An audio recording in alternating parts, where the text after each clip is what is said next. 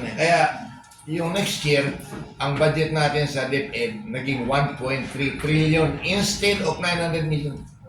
Pinakamalaki ngayon.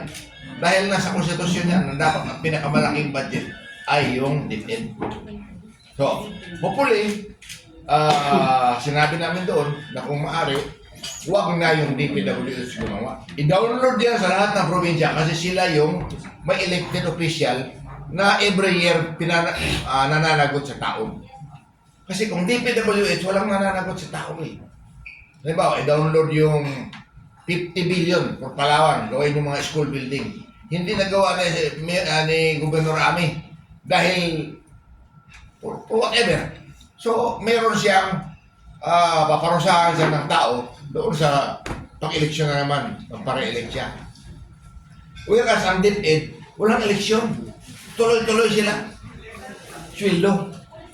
So, mas maganda ka ako kung i-download natin yan sa LGU, which is provincial government at saka yung mga municipal government. Yung backlog po na sinasabi niyo, gano'ng kalaki ng 75,000 schools building? school building. Kailangan. So, all over the Philippines na yun, sir. all over. 25,000 the next 3 years, 25,000. Hopefully, makahabol tayo. Sa Palawan po, kanina binabangin 5,000? Wala akong eksakto kasi hindi kailan matatapos yung inventaryo ng Palawan. Yung sa South Sir, baka itong Thursday, tapos na tayo. Ayun. So, pinapakonsolidate ko muna yung Palawan lahat. Kasi, pagkapirma ng budget sa Disyembre, hihingin ko yan, ay download yan dito sa province. Para kung hindi magagawa, mananagot yung governor, di ba? Or kung ako governor, download ko sa Brooks Point yan, Mayor, siguruhin mo na magawa ito. Ito yung bidding rules. Di ba bid ng Mayor? Bid. O, yung pera na dyan sa provincial government. Pagka may performance, release. Hanggang matapos. Ganon siya pa. Ang DPWH kasi, isang taon, ilan ang proyekto ng DPWH? Meron pa dyan mga, may proyekto pero wala namang ginagawa. Mga natawag nilang ghost.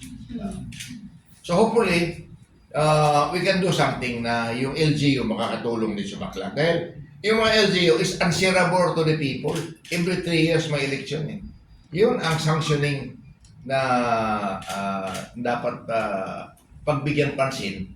Eh, doon mo ibigay ang pera, pag hindi nagawa, people will repudiate him in the polls, in the election.